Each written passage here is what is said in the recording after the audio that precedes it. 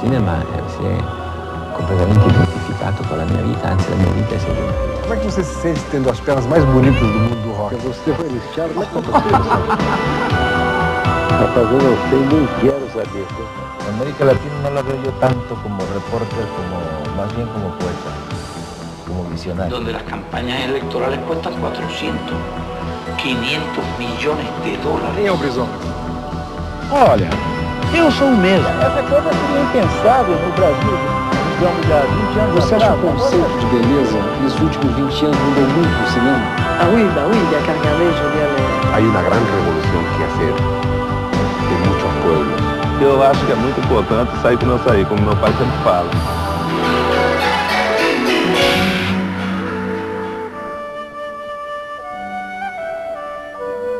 Hoje nós vamos conversar com um dos mais completos jornalistas e escritores do nosso país.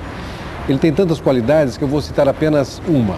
Ele é um dos mais invejáveis homens de cultura do nosso país, Zuenir Ventura. Zuenir Ventura é um dos mais importantes e completos jornalistas do país. Prêmio ESSO de jornalismo, passou pelos principais jornais e revistas, sempre deixando a sua marca criativa e inovadora. Autor de livros de grande repercussão, como 1968, O Ano que Não Terminou e Cidade Partida, ele acaba de lançar o seu terceiro título, já com grande sucesso, Inveja, o Mal Secreto, da editora Objetiva. Sempre aos domingos, a sua coluna do Jornal do Brasil é uma referência para o jornalismo brasileiro. Apaixonado pelo Rio de Janeiro, a nossa conversa foi no Copacabana Palace, um marco da cidade.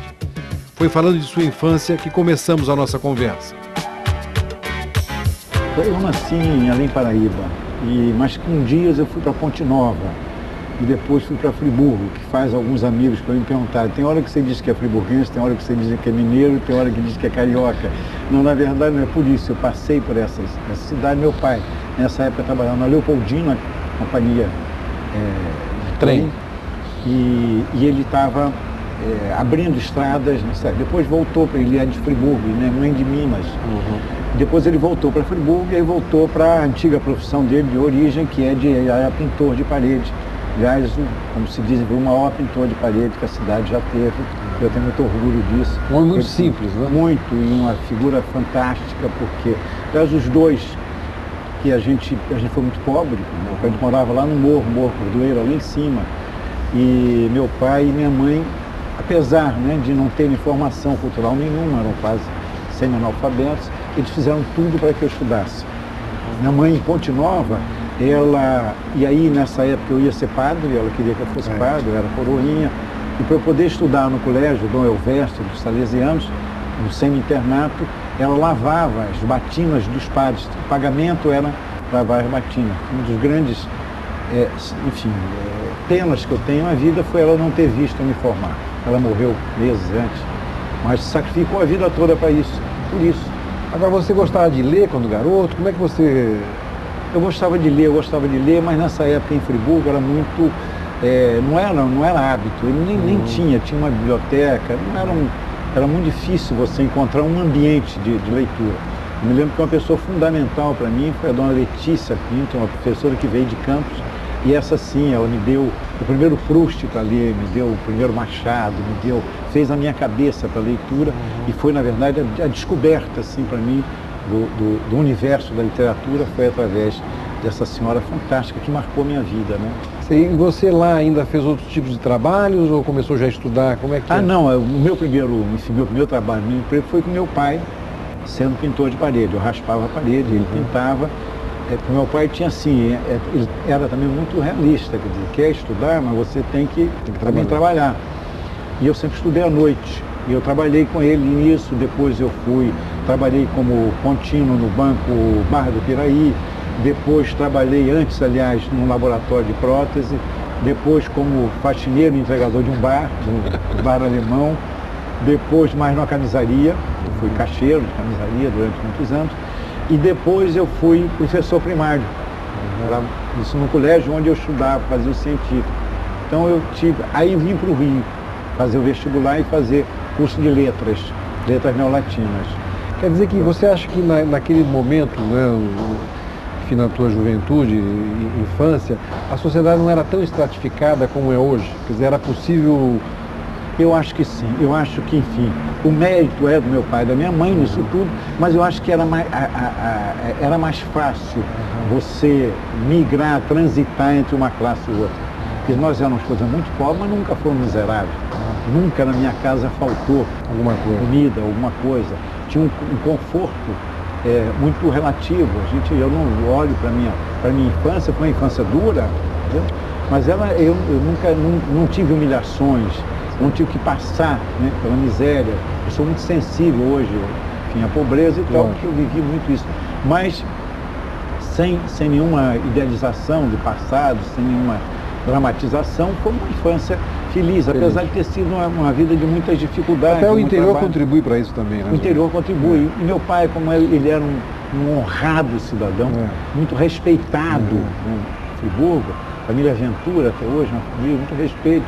Então ele sempre foi um operário, um pintor de parede, mas muito respeitado pelos vários segmentos da sociedade. Até porque ele trabalhava, ele dizia que as melhores casas de Friburgo ele tinha pintado, ele tinha orgulho disso, as melhores casas do bairro de Sanssouci, as casas de luxo, então ele frequentava muito as casas do Rio, ele preparava essas casas para morar, e sem nenhum ressentimento, era uma figura muito interessante. E os dois, quer dizer, as duas coisas, da minha mãe, sacrificando sempre. Eu me lembro sempre da minha mãe lavando roupa, essa coisa para a gente poder estudar. É uma coisa que te marcou muito, né, essa força dos pais, né? Muito, marcou muito, eu sou muito grato, eu olho isso para trás, quando, mas você teve uma vida difícil, trabalhou, fez isso, foi faxineiro contínuo e tal, mas eu tinha muito amor, um amor dos meus pais, da minha família, nós somos muito unidos. Formado em filosofia pela Universidade do Brasil, hoje Universidade Federal do Rio de Janeiro, Zuenir guarda com carinho a imagem do mestre Alceu Amoroso Lima, atribuindo-lhe um 10 com louvor ao seu primeiro trabalho acadêmico, um estudo sobre Machado de Assis. Como é que o jornalismo surgiu na tua vida? Surgiu por acaso, Humberto, surgiu realmente por acaso, porque eu vim fazendo letras neolatinas, e nunca pensei em fazer jornalismo, nunca pensei. Por isso que eu discuto um pouco essa coisa de vocação às vezes. Hoje eu não consigo me imaginar sem jornalismo, né? Mas eu não pensava, eu queria dar aula e queria ler, a coisa que eu mais gostava era ler. Tanto que quando eu fiz um trabalho do qual hoje eu tenho muita vaidade dele, um trabalho com o doutor Alceu Amoroso Lima, professor cristão de Ataíde, trabalho sobre o tempo em Machado de Assis, e ele me deu um 10 com um laudo e disse: esse rapaz vai ser escritor. E eu achei muita graça, porque, imagina, não passava pela minha cabeça escrever livro nenhum. Fui escrever livro depois de velho, né? Que tema era o tempo? É o tempo em Machado de Assis, a busca do tempo em Machado de Assis. E era um trabalho escolar, e ele gostou muito do trabalho, e deu e ter um cum laude, né? Com 10 cum laude do Alceu Amoroso Lima era glória, né? Eu acho que eu tenho até hoje esse trabalho. Mas não passava pela cabeça. Aí eu fui aluno de professores como Manuel Bandeira, foi a grande felicidade, né? Eu tive muitos acasos felizes na minha vida. Ser aluno de Alceu Amoroso Lima, de Manuel Bandeira, de José Carlos Lisboa, de Cleonice Braginelli e de Elcio Martins, que foi o professor que mudou a minha trajetória, porque ele trabalhava, ele chefiava o arquivo de um jornal, e era meu professor. Que jornal que era, né? Era a Tribuna da Imprensa do Carlos Lacerda. E aí eu estava precisando ganhar dinheiro, não tinha, e não, eu tenho emprego lá de 6 à meia-noite no arquivo. Então eu fui ser arquivista do jornal, e ele dizia: não, você tem que escrever, e eu achava que, não imagino escrever para o jornal, jamais. Acabei, enfim, descendo para a redação, também por um acaso. Um dia escrevi lá um artigo sobre Camus, Albert Camus, que é um autor que eu estudava na faculdade. E você acabou fazendo filosofia? Não, quer dizer, a faculdade era de filosofia, mas o curso era de letras neolatinas. Aí você estudava naquela época tudo, francês, italiano, latim, português, espanhol. Pois hoje em dia praticamente não se tem mais esse tipo de formação, né, Zuenir? Não tem, hoje até esse curso mesmo, em geral, assim, português, francês, português, inglês, essa coisa universal, assim, de anglo-germânicas, neolatinas, isso terminou há muito tempo. Eu sou ainda do tempo das letras neolatinas. Pode fazer umas citações em latim, né? Zuenir, e esse nome Zuenir? Isso aí é um dos poucos momentos de infelicidade do meu pai, de minha mãe. É diferente, né? Mas podia ser menos diferente. Na verdade é um nome que ninguém consegue pronunciar pela primeira vez. E eu sou traumatizado por aquela coisa de a dona Zueni, a senhora Zueni. Tem histórias e mais histórias, né? Até no livro eu conto. Exatamente. A dona Zueni, a senhora Zueni, porque não sei porque sempre se identificam feminino. No feminino. E aí as pessoas dizem, mas podia ser, pois é, mas a primeira leitura é sempre achar que é um nome feminino e me tratar por senhora. Mas, do outro lado, foi um nome que marcou no jornalismo, né? Zueni só tem um, né? E uma vez, eu em Friburgo, soube que tinha numa fazenda que eu ia sempre passar minhas férias, né? de amigos, meio parentes e tal, distante, e soube que uma coluna ia botar o nome de Zuenir no filho, e eu fui atrás e disse, pelo amor de Deus, só não pai, chega, esse menino vai sofrer a vida toda. Ainda na tribuna da imprensa, Zuenir Ventura consegue uma bolsa para o Centro Francês de Formação de Jornalistas. Torna-se correspondente na Europa em 60 e 61. Na Europa, ele cobre o fim da Guerra da Argélia e o encontro entre Kennedy e Khrushchev, em Viena, o marco do fim da Guerra Fria. Vamos falar um pouco sobre a tua carreira jornalística, Zuenir. Eu me lembro que eu te conheci, você era diretor da revista Visão, no Rio de Janeiro, né? Isso tem os anos 60, mais ou menos, né? Você podia falar rapidamente assim, os cargos que você ocupou? Eu ocupei antes, né? Quer dizer, a tribuna da imprensa, nessa época eu trabalhei, depois vim para a redação, daí trabalhei no Correio da Manhã, trabalhei na Fatos e Fotos, trabalhei no Cruzeiro, trabalhei depois Visão, aí passei 5 anos da minha vida na Visão, depois fui para a Veja e depois para Isto É, essas 3 revistas paulistas. Eu era chefe do escritório no Rio de Janeiro.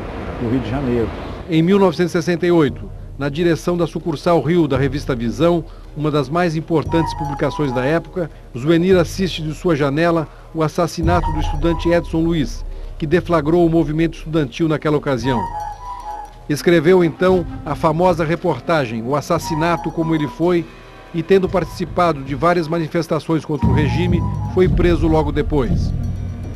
A Visão foi um período marcante na minha vida, também coincidiu com os anos de chumbo e censura, né? Censura, e eu tinha como colega e grande amigo meu, o Vladimir Herzog, né, que viria a ser assassinado no boicote em São Paulo. Ele era o editor de cultura. E como eu sempre fui muito ligado à cultura no Rio, a gente se entendia muito, fomos muito amigos e fizemos um número lá memorável, que foi uns 10 anos do golpe, sabe, que teve a famosa entrevista do Glauber, dizendo que o Glauber era o gênio da raça. Foi ali, aquele número. E, enfim, aí trabalhei nessas 3 revistas, e depois fui para o Jornal do Brasil, onde eu já estou, acho que uns 12 anos por aí. Agora, você também sempre fez grandes reportagens, né? Eu me lembro de grandes reportagens tuas. Isso, você gosta mais do jornalismo, é isso? Eu acho que o melhor de jornalismo é a reportagem. Agora, disse uma vez uma amiga minha fazendo um perfil, eu sou a pirâmide invertida. Eu comecei, você começa repórter e termina editor. Eu comecei editor e acabei repórter, digamos assim. Isso foi por ocasião daquela série que eu fiz sobre o Chico Mendes.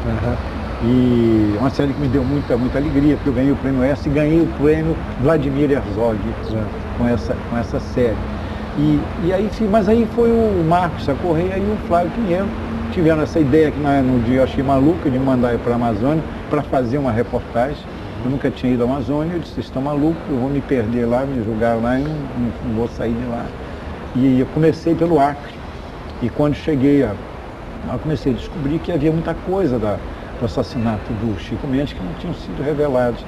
E aí não fiz a reportagem sobre a Amazônia, liguei para o Flávio e ele fez uma outra reportagem. E aí fui fazer a reportagem pós-morte isso foi em 89, um mês depois da morte do Chico Mendes.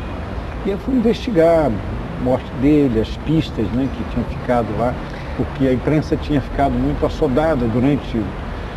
e depois foi embora e ficou um pouco coisa lá para ser investigada. Assim eu fiz essa reportagem. Você falou aí da época da Visão, né, que foi uma época realmente muito rica no sentido não só da cultura cortada no Brasil, né, e da censura. E aí você também viveu profundamente nos anos 60, tanto é que você fez esse livro que fez grande sucesso, que é 68, o ano que não terminou, né? Podia falar um pouquinho desse livro, Zuenir? A seguir, Zuenir Ventura nos fala das diferenças dos anos 60 e 90 e da violência urbana.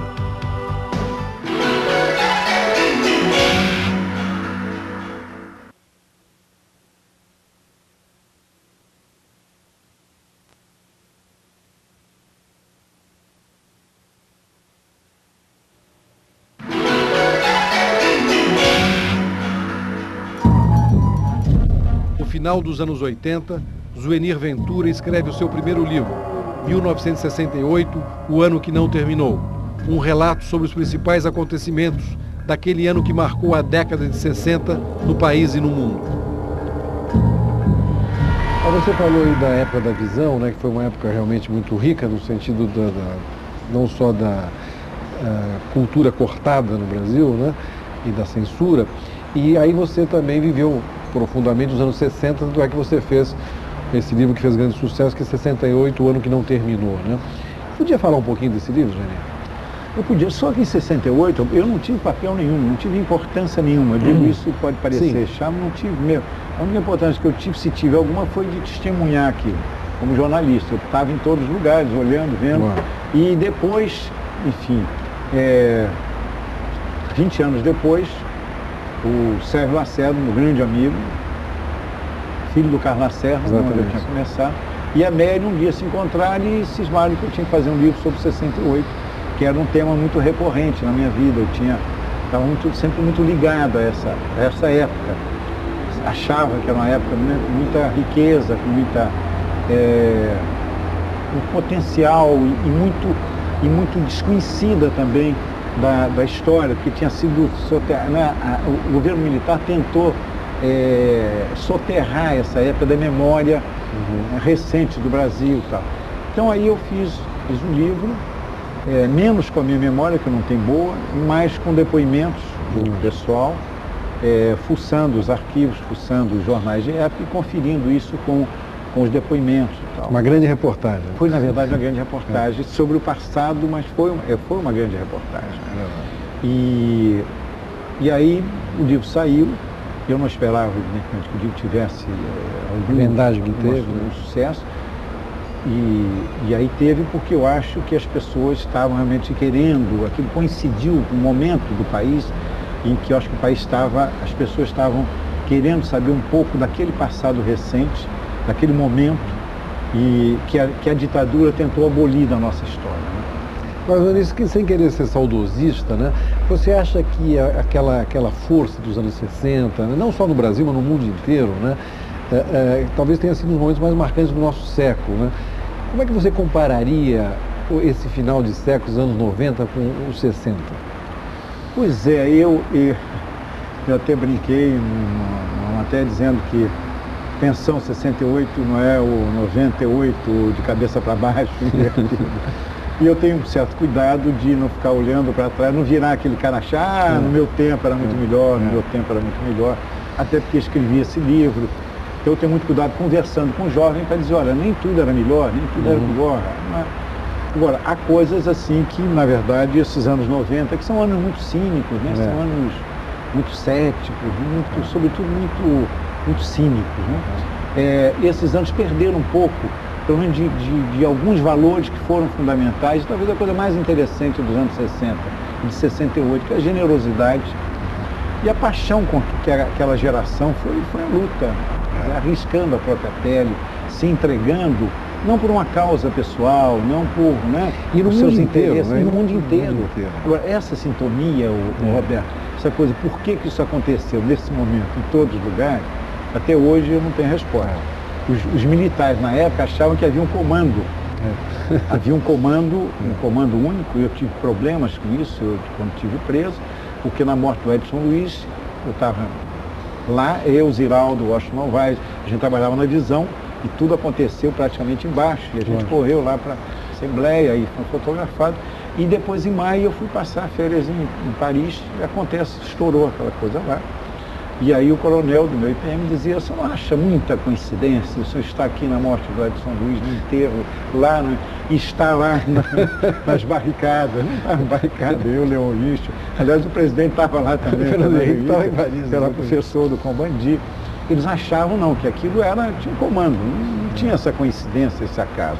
Eu até hoje não sei por que houve essa sincronia, sintonia em países tão distintos de sistema, Tchecoslováquia, Japão, Estados Unidos, França, Itália, todas as grandes cidades do mundo. Quer dizer, o que a gente pode perceber talvez é que esses anos 80 e os anos 90 são, você falou em anos cínicos, né? Anos realmente sem essa pujança de luta como foram os anos 60 no mundo. Né? Exato, é uma coisa muito individualista, muito olhando todo mundo para o seu próprio umbigo. É uma época egocentrista, é uma época egoísta, de muito egoísmo, e que o coletivo, de valores como esse da solidariedade, da fraternidade, você tem sempre a impressão que os anos 90 estão rindo disso, isso está fora de moda, não imagino. Fraternidade. Talvez seja mais difícil ser jovem hoje nesse sentido. Eu acho que é, até porque você tinha, eu costumo dizer isso também para eles, olha, era mais doloroso, mas era mais fácil. Você tinha um inimigo muito definido, você sabia contra quem lutar. Você tinha a ditadura, e, enfim, você estava do lado do bem lutando contra as trevas. E hoje é muito mais complicado, você saber quem é o inimigo, digamos, contra que você tem que lutar e em torno de que mobilizar as pessoas para lutar. Então, tudo muito mais difícil, é muito mais complicado. Cidade Partida, outro livro escrito pelo jornalista, fala sobre o apartheid social, que se instalou no país a partir do final dos anos 50 e que culmina com a chacina de Vigário Geral nos anos 90. O livro vai ser transformado numa série para a TV, realizado pela produtora carioca TV Zero. Mas ainda falando da literatura, né, Zorina, depois você escreveu um outro livro também que foi um grande sucesso, que foi Cidade Partida, né, que já é uma outra questão, que é a questão da violência no Rio de Janeiro, que podia ser também de outras cidades, né? E aí foi uma experiência interessante, porque você ficou vivendo praticamente um tempo nessa área conflagrada, vamos chamar assim.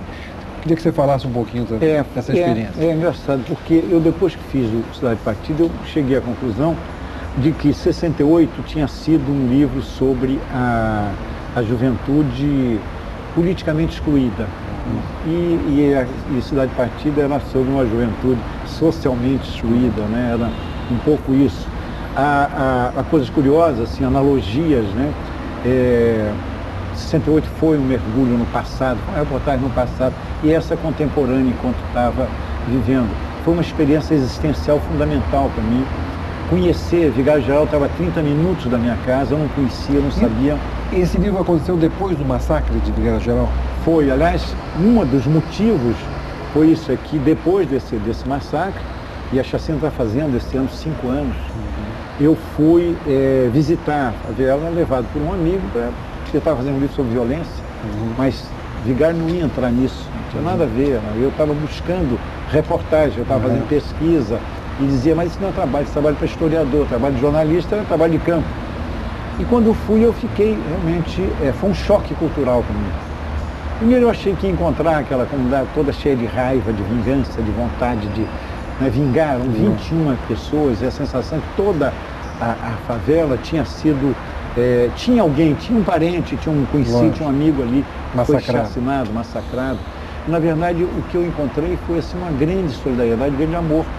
E uma vontade de alegria muito grande, uma vontade de não esquecer aquilo, mas ninguém estava querendo se vingar, ninguém estava buscando ódio. Eu fiquei muito impressionado com aquilo e comecei a conviver com aquelas pessoas, a conviver.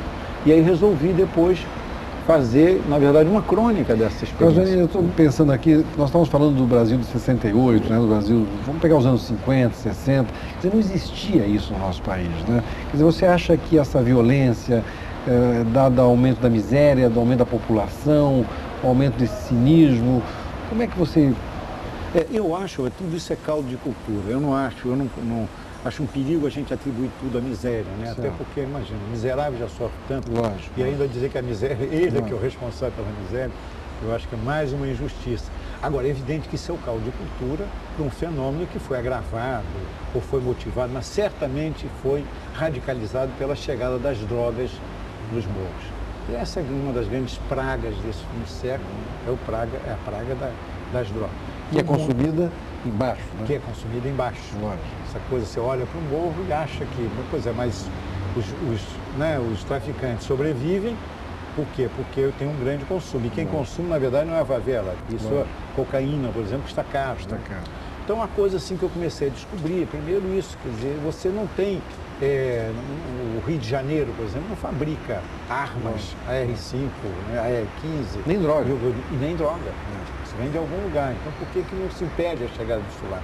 Isso desce, ou a classe média sobe para comprar lá, ou recebe aqui embaixo.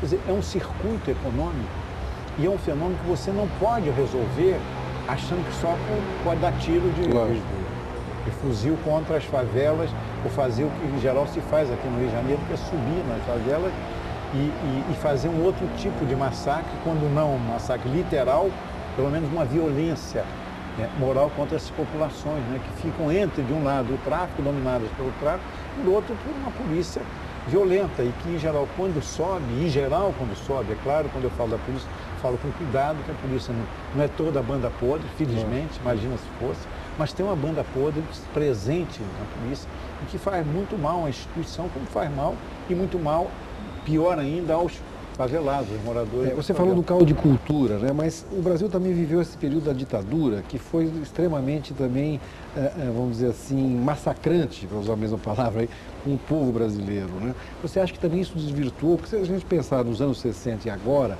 essa brutalidade que há no Brasil não existia, quer dizer, 30 anos atrás.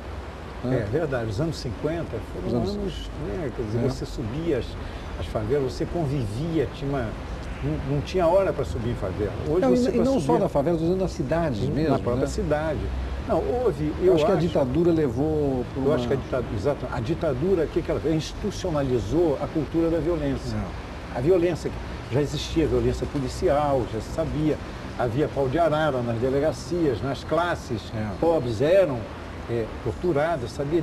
Agora, a ditadura como que institucionalizou, deu uma nobreza, digamos assim, a tortura e a cultura da violência. E as mentalidades, né, Zônia? As mentalidades, né? A mentalidade da polícia hoje do Rio de Janeiro, ou da política de segurança do Rio de Janeiro. E de São Paulo, de outros estados. De São Paulo, de outros lugares, é uma política de violência bélica. Acha que você resolve, combate a violência com mais violência. Quando está provado hoje em cidades como Nova York, cidades como Boston, em que o combate é eficaz, está se diminuindo a violência nessa cidade, com a não violência, isto é, com informação, com competência, com aparelho policial, né? Bem treinado, bem formado, bem educado. Então, não é dessa maneira, não é você botando faca no dente e saindo atirando na favela. Bom, o que eu queria falar agora é sobre o livro que você acabou de lançar, A Inveja, o Mal Secreto, e falar um pouco desse pecado, né, tão escondido, né, tão conhecido ao mesmo tempo, e um pouquinho sobre o livro. A seguir, Inveja, este Mal Secreto.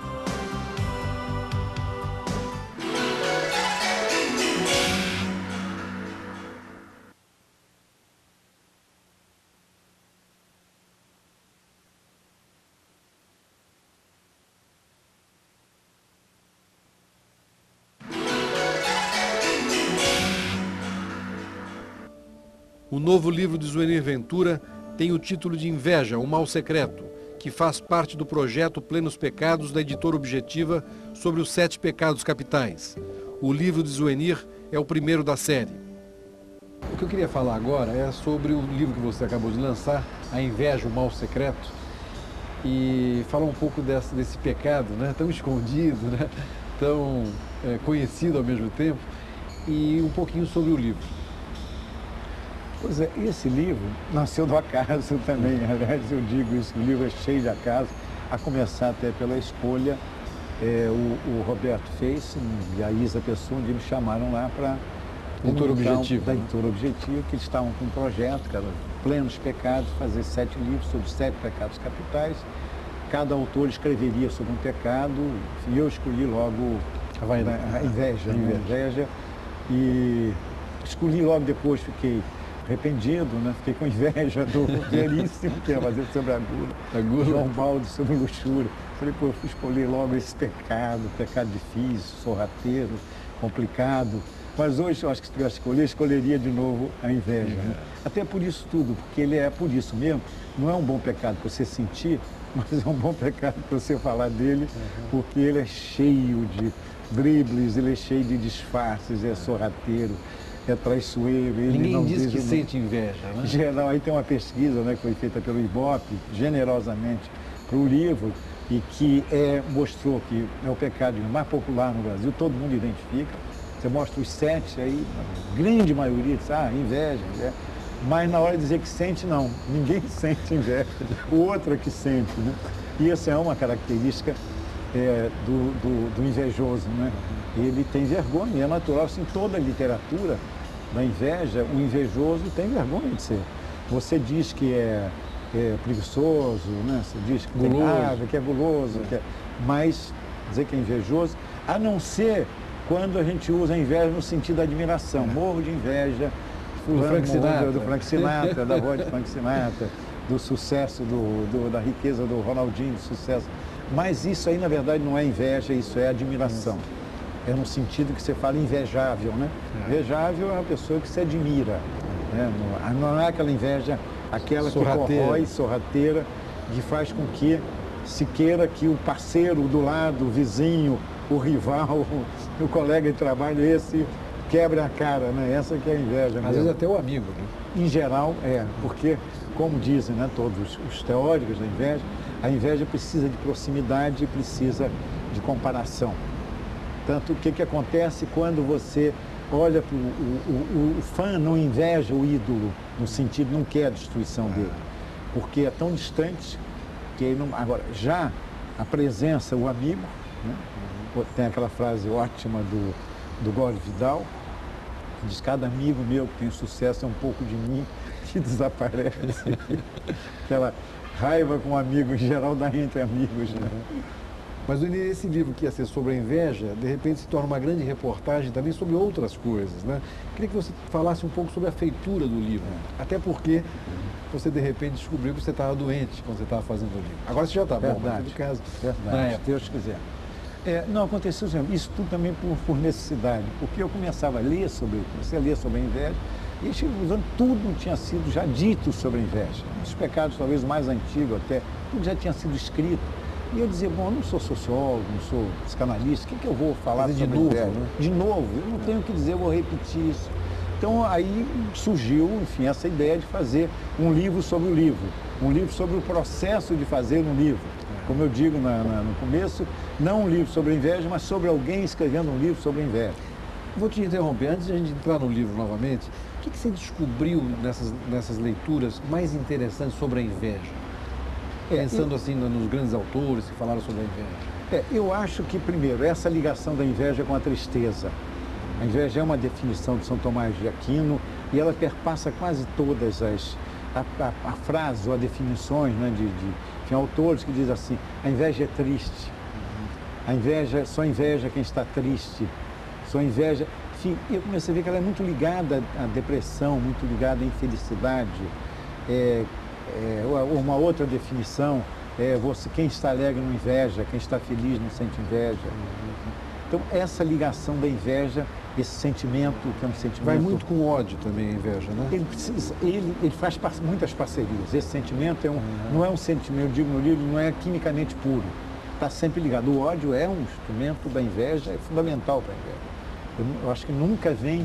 Eu acho que o ódio pode vir separado da inveja, mas eu acho que nunca a inveja vem separado do ódio. O ódio está sempre... Talvez seja o companheiro inseparável da inveja. Claro que ela tem outros, né? Tem essa que está dizendo, a infelicidade, a mesquinhez, a inveja é mesquinha. E ela é antiga no tempo, quer dizer, quando a gente pegar a Bíblia, né? Ela é antiga, se pode dizer com uma certa licença poética, ela já acontece no paraíso, né? Porque o Lúcifer inveja Deus, né? E depois vem, ao longo da história, Caim e Abel, o primeiro crime da história da humanidade é o crime da inveja. E há uns autores que dizem que se fosse outro pecado, não teria durado tanto. São dois personagens muito populares, aliás, né? na Bíblia, todo mundo conhece a história de Caim e Abel. Às vezes confunde saber quem matou quem, né? Mas é muito popular, né? Esses personagens são muito populares, os dois. É um pouco a popularidade da inveja, um pecado que, enfim, eu senti isso na pesquisa, quando falava, está fazendo um livro sobre a inveja, havia sempre alguém para dizer alguma coisa. Contar uma história. Contar uma história. Bem verdade que a história é sempre da pessoa. Do outro. Olha, para você contar minha história, eu sou muito invejado, eu sofro inveja. Aí vinham várias histórias, até que um dia uma mãe de santo me disse, olha, cuidado com essas pessoas que se acham muito invejadas, que em geral são invejosas, ou podem ser, né? Nem sempre. Mas aquela pessoa que... Porque uma das coisas, às vezes, você tem que assumir que é um pecado universal, que é um pecado que você tem ou vai ter, ou já teve.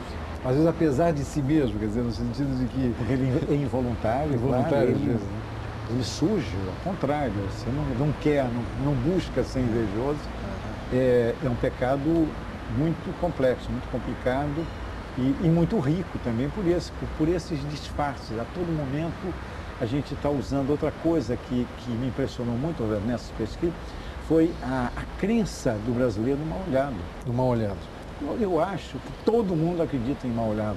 Todo mundo acredita em alguma maneira, numa figa, Mas isso não é só brasileiro, não? Não é só brasileiro, não. Isso até me decepcionou um pouco quando eu descobri que os gregos antigos já usavam, que os romanos... Quer que alguma coisa rara. Alguma coisa...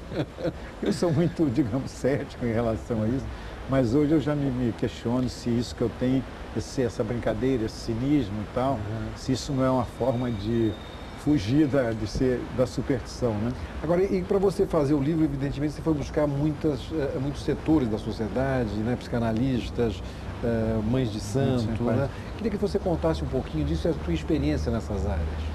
Porque depois da minha leitura, eu disse, é um pecado inconfessável. Em geral, as pessoas não gostam de confessar, ou escamoteiam e tal.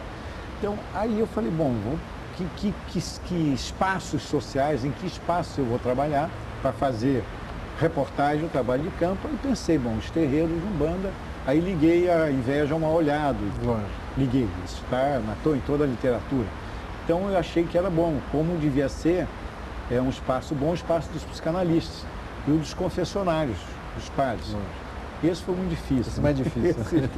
Os padres realmente... Só teve um padre ali no livro que conta realmente que há muito da questão da inveja. Mas né? realmente foi muito difícil, porque na hora da confissão eles não revelam a confissão. Os psicanalistas me ajudaram muito. Eu fiz uma pesquisa também, além dessa pesquisa do Ibope, nesses 3 universos, e frequentei muito, e conversei muito, e fui muito aos terreiros.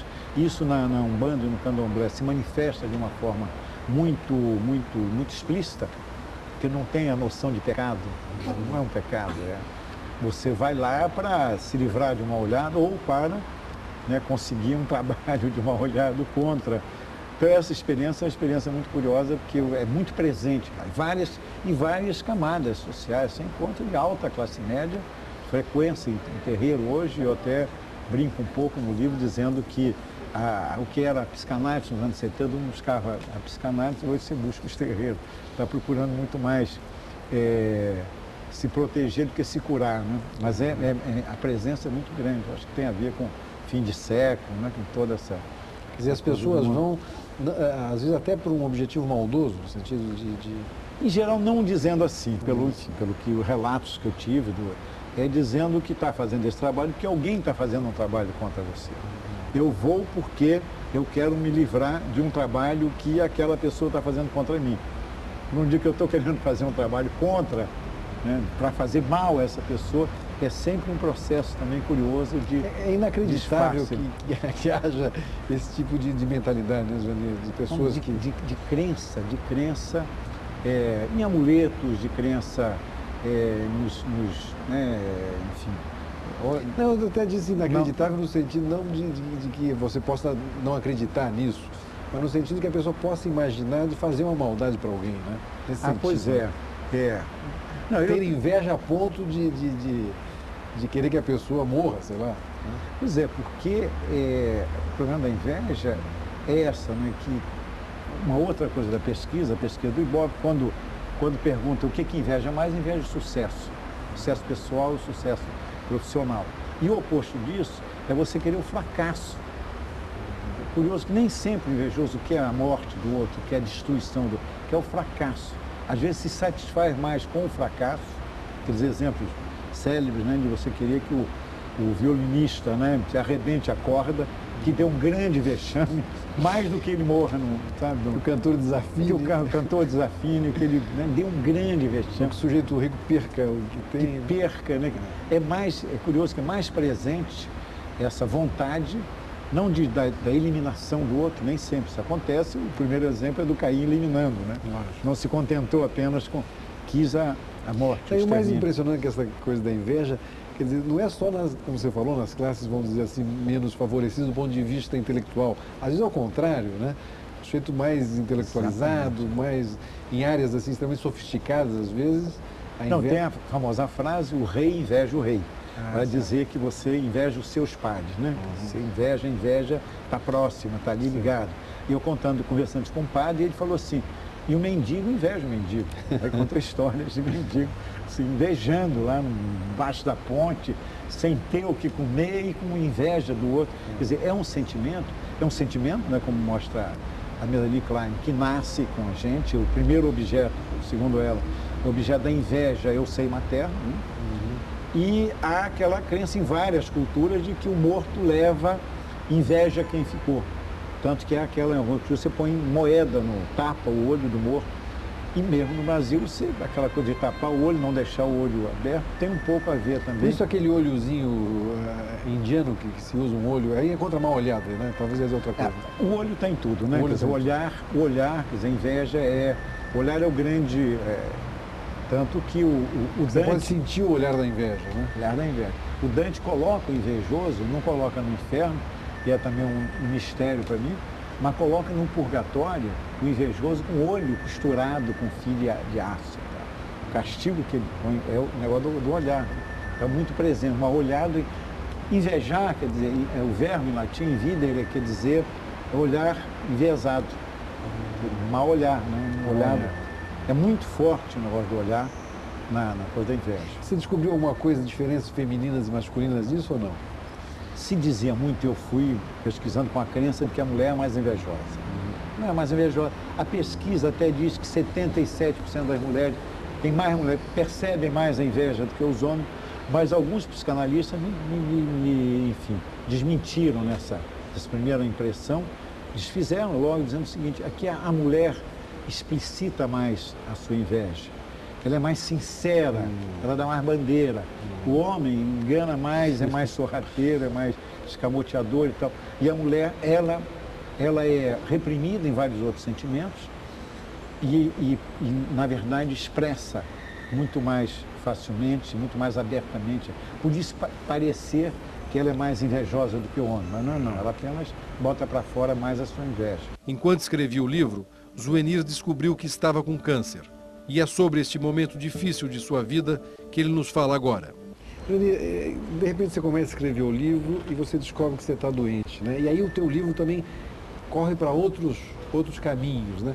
Podia falar um pouquinho disso? Esse foi o grande choque, né? Não só dessa fase, da minha vida. Sempre fui uma pessoa muito saudável. Meu pai morreu com 97 anos inteiro e tal, e eu tenho o biótipo dele, né? Você vai para os 90. Se Deus quiser. Mas foi um choque. Eu fazer um exame de rotina, ultrassonografia, e aí descobri que estava com câncer na bexiga. Choque. Primeiro porque essa doença é uma doença que tem um estigma. Você pode dizer que, ponte safena, fiz isso, tive isso, aquilo, mas dizer que está com câncer é muito difícil. O primeiro impulso meu foi esconder isso, esconder de mim, esconder de todo mundo, não querer, não conseguir conviver com isso, não é possível.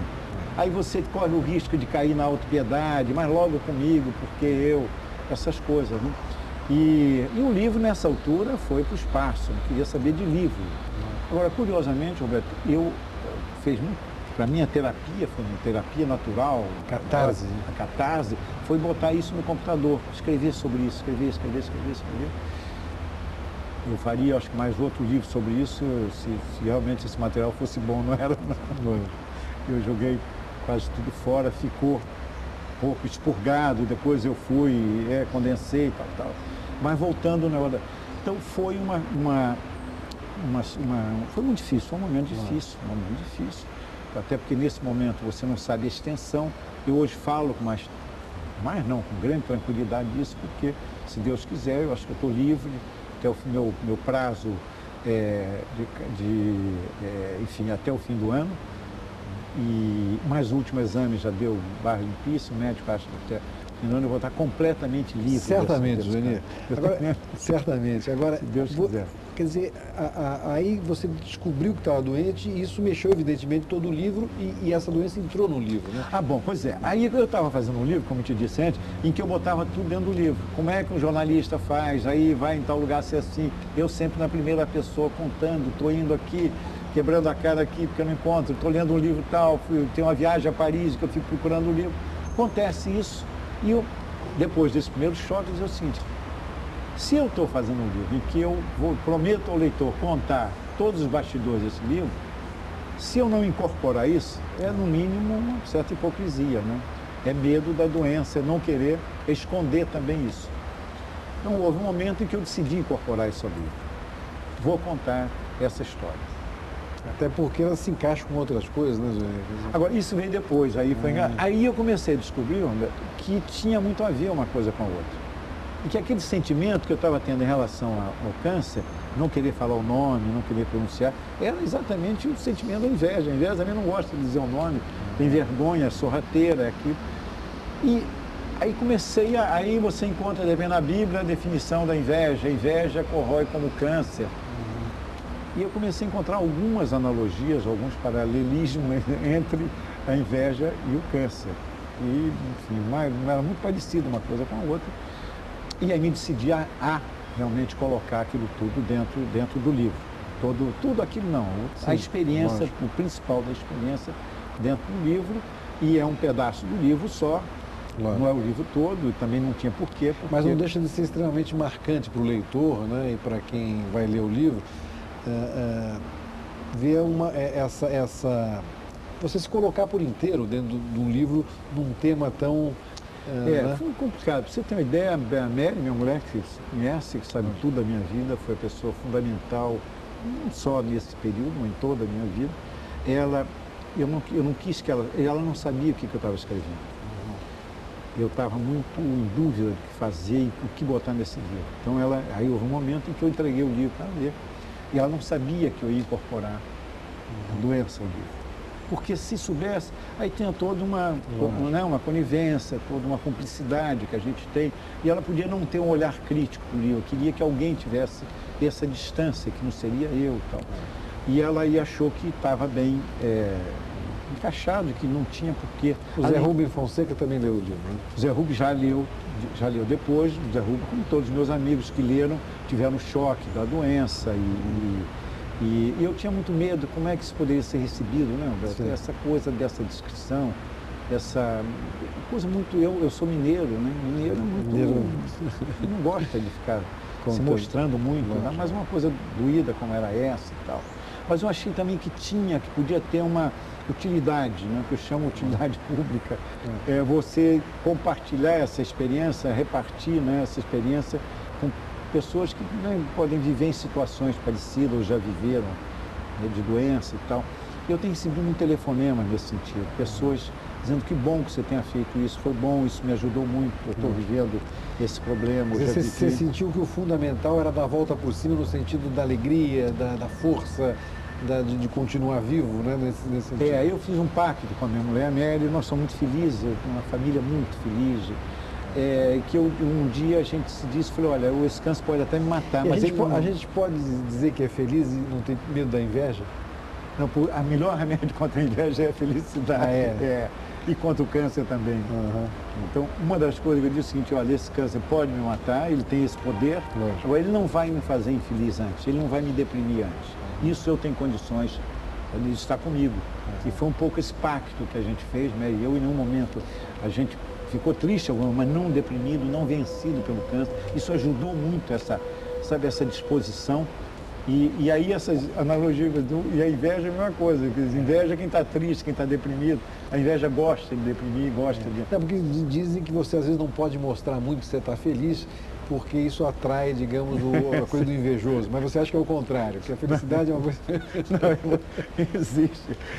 A gente está sempre usando recursos e macetes contra a inveja. Um deles, né, que é muito usado, é você fugir com medo dos elogios, né? Tem até um personagem lá que diz ninguém elogia com boas intenções. Eu acho que é um pouco de exagero.